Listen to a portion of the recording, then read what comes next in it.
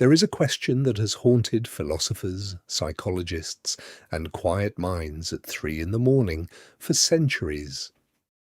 If intelligence is supposed to be an advantage, why does it so often feel like a burden?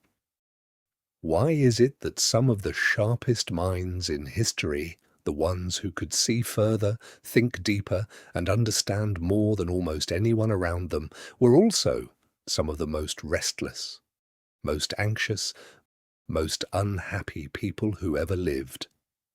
Somewhere, right now, someone is lying awake at 2 a.m., replaying a conversation from 6 years ago, dissecting a sentence someone said, wondering what it really meant, running 15 different scenarios of how their life could have gone differently. They are not doing this because they are broken. They are doing this because their mind refuses to stop working. And this is the strange, quiet tragedy of intelligence. The very tool that helps you solve problems is often the same tool that manufactures new ones out of nothing, in the silence of your own head. This is not a video about being smart. This is a video about what it costs. The problem. We tend to imagine intelligence as a straight path to a better life. Higher grades lead to better universities lead to better careers lead to more money, more freedom, more options. And somewhere along that chain we assume happiness must be waiting. But something strange happens when you actually study the people who sit at the top of that intellectual chain. Historians, therapists, and researchers have noticed the same pattern again and again. Many of the most intelligent people are not the most content. They are the most tormented. They are the ones who overanalyze a simple compliment until it becomes suspicious. They are the ones who can win an argument but can't enjoy the silence afterward.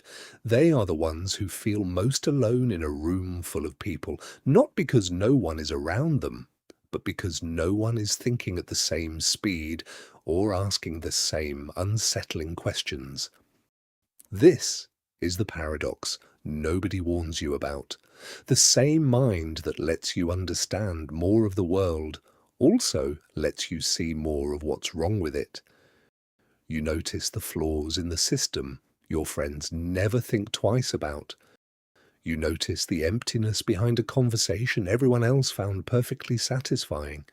You notice, with painful clarity, exactly how fragile everything is: your job, your relationships, your health, your certainty about who you are. And once you've noticed it, you can't unnotice it. Intelligence, in other words, doesn't just give you better answers. It gives you better questions, and better questions are rarely comfortable. Human psychology. Psychologists have long studied why heightened cognitive ability so often walks hand in hand with heightened suffering, and the explanations converge on a few uncomfortable truths. The first is overthinking, or what psychologists call rumination. A highly intelligent mind is built to simulate. It doesn't just experience an event, it replays it, examines it from multiple angles, extracts patterns, predicts future outcomes, and searches for hidden meaning. This is an extraordinary survival advantage when you're solving a math problem or navigating a business decision. It is a quiet disaster when you're lying in bed at night, and your brain decides to apply the same relentless analysis to your childhood, your relationships, your mortality. The mind that is brilliant at problem solving cannot easily distinguish between problems that need solving and problems that need to simply be felt and released. The second explanation is what some researchers call the "smart people are lonelier" effect. There's a well-documented pattern showing that highly intelligent individuals often report lower satisfaction with frequent socializing than people of average intelligence. It sounds counterintuitive. Shouldn't smart people enjoy connecting with others even more? But the deeper reason is that intelligence often raises the bar for what feels like genuine connection. A conversation about the weather, sports scores, or gossip can feel almost physically exhausting to a mind that craves ideas, depth, and meaning. So the highly intelligent person begins to withdraw, not because they dislike people, but because most interactions don't meet the depth their mind is hungry for.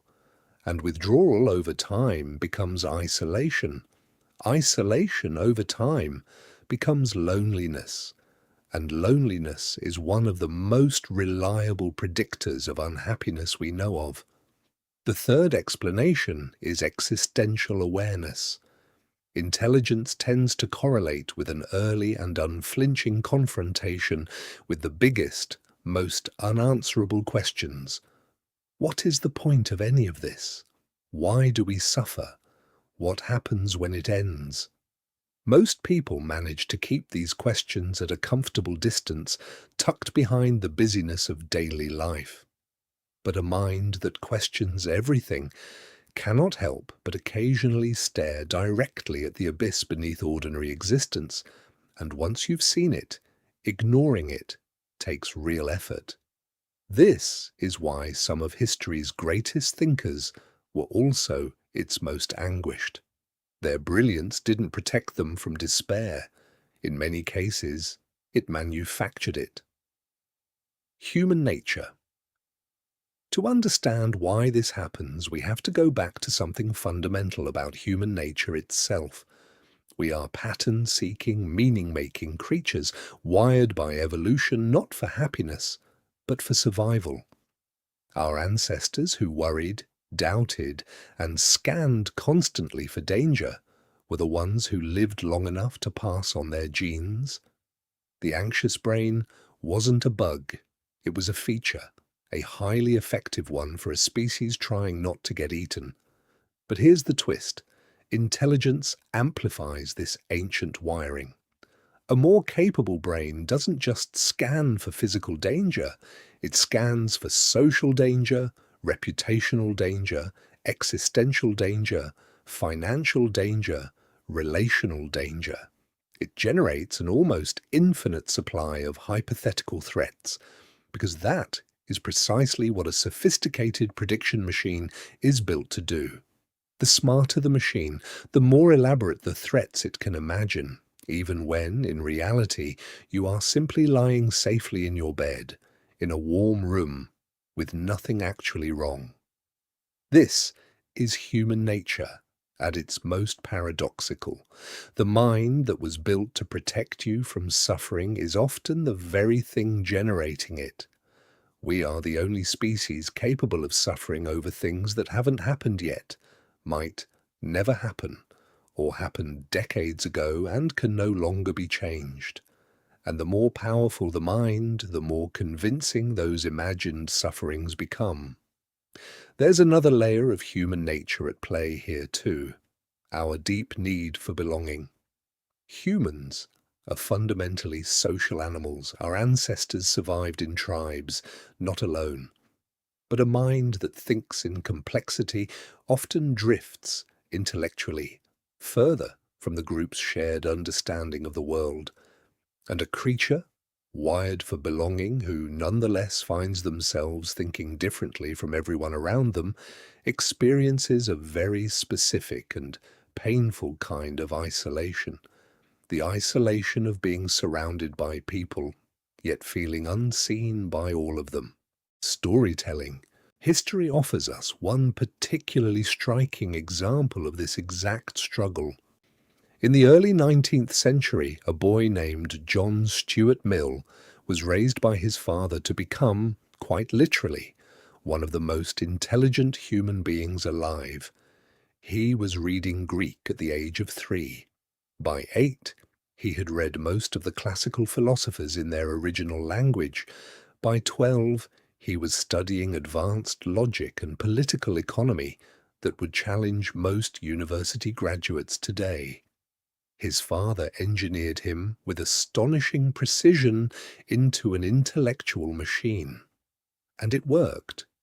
Mill would go on to become one of the most important philosophers in the English language, a man whose ideas on liberty and reasoning still shape political thought 2 centuries later.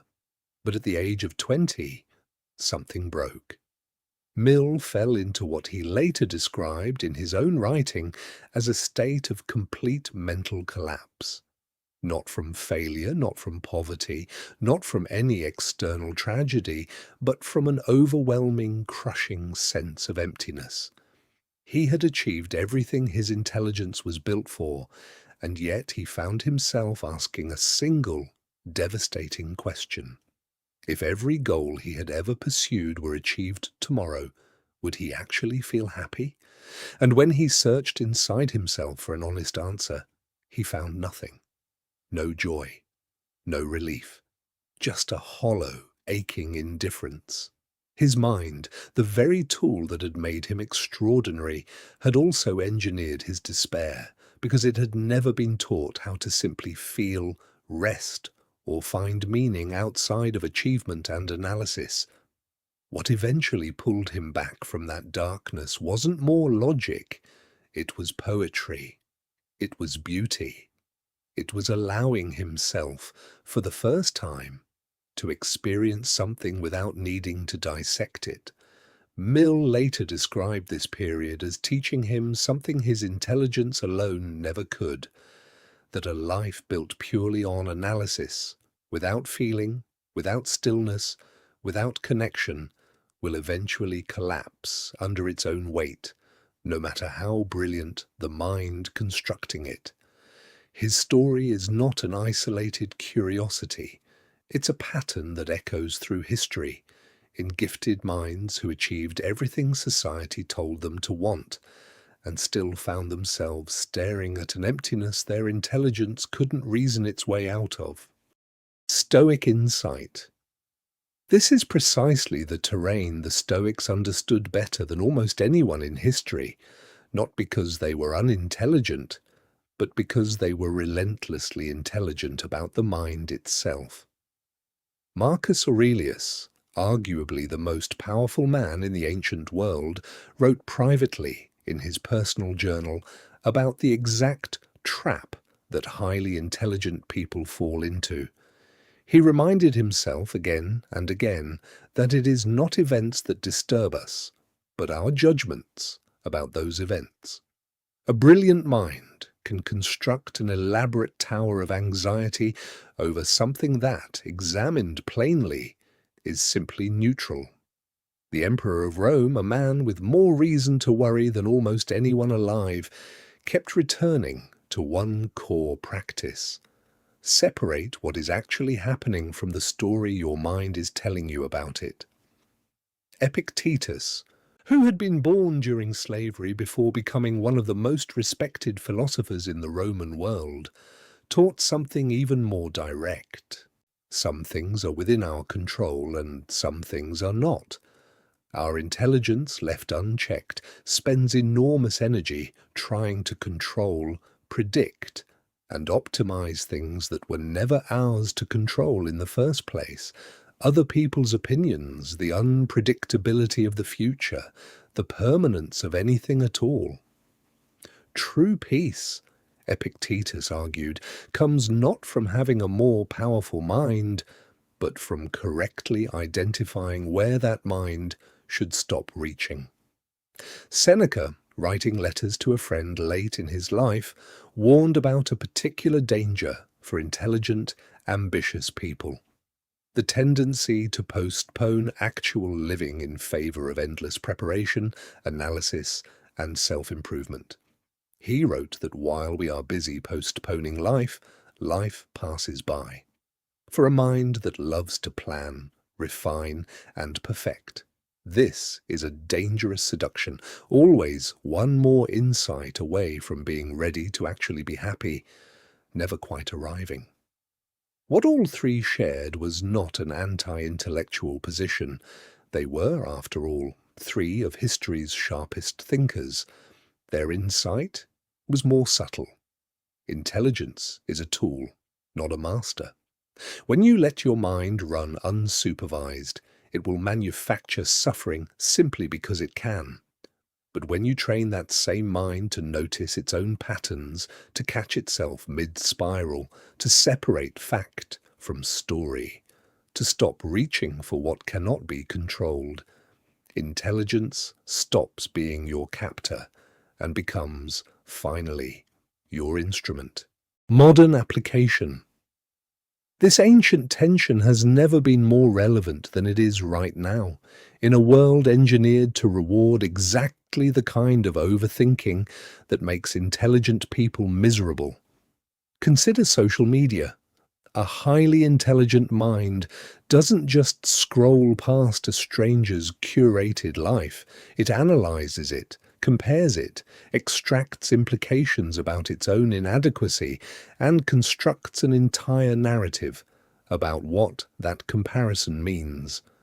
The same analytical power that could be used to build something meaningful gets hijacked, night after night, by a feed engineered to exploit exactly that kind of compulsive analysis.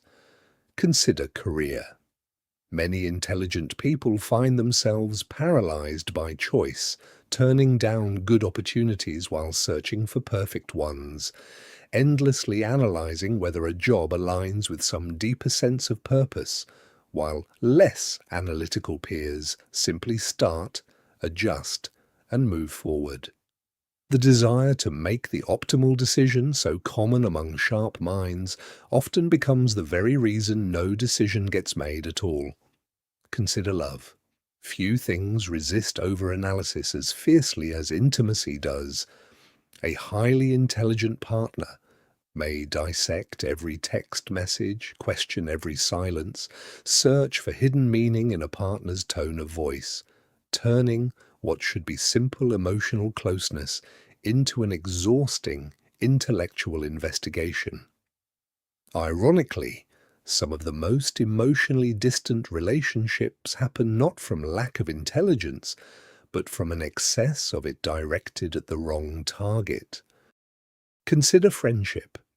In a culture that increasingly prizes surface-level connection, quick messages, fleeting interactions, performative closeness, a mind that craves depth often finds itself starving in the middle of a crowd. This is why so many highly intelligent people describe a peculiar kind of loneliness. Not the loneliness of having no one around, but the loneliness of having no one who thinks the way they do. And consider the modern obsession with self-improvement itself, the very world this video exists in. There is a particular irony in an intelligent person consuming endless content about how to fix their mind, optimize their habits, and analyze their patterns, when the deepest lesson many of these philosophers actually taught was the opposite. At some point, you have to stop analyzing and simply live. The Stoics didn't ask us to think more, they asked us to think better, and then, crucially, to stop. Conclusion. Perhaps the real tragedy isn't that highly intelligent people struggle with happiness. Perhaps the real tragedy is that they were never taught that intelligence and happiness were never supposed to be the same skill. A sharp mind can win an argument, solve a complex problem, predict an outcome years in advance, but it cannot, on its own, teach you how to sit quietly in a room without needing to analyze the silence. It cannot teach you how to receive love without searching for its hidden conditions. It cannot teach you how to simply be present in a moment instead of constantly evaluating whether that moment measures up to some standard you've constructed in your head. That is a different skill entirely. The Stoics called it wisdom, not the accumulation of knowledge, but the discipline of knowing where to point your mind, and, just as importantly, when to let it rest. John Stuart Mill discovered it by accident at the bottom of a collapse he never saw coming, when poetry did what pure logic never could. Marcus Aurelius practiced it daily, writing private reminders to himself precisely because even an emperor's mind needed retraining. So if you have ever found yourself lying awake, replaying a conversation that ended hours ago, analyzing a life that, by every external measure, is going well, know that this is not a flaw unique to you. It is the oldest tax that a sharp mind pays for its own power. The question was never whether you are intelligent enough to be happy. The question is whether you are willing to let that same intelligence learn its one final lesson. Sometimes the smartest thing a brilliant mind can do is simply stop thinking and start living.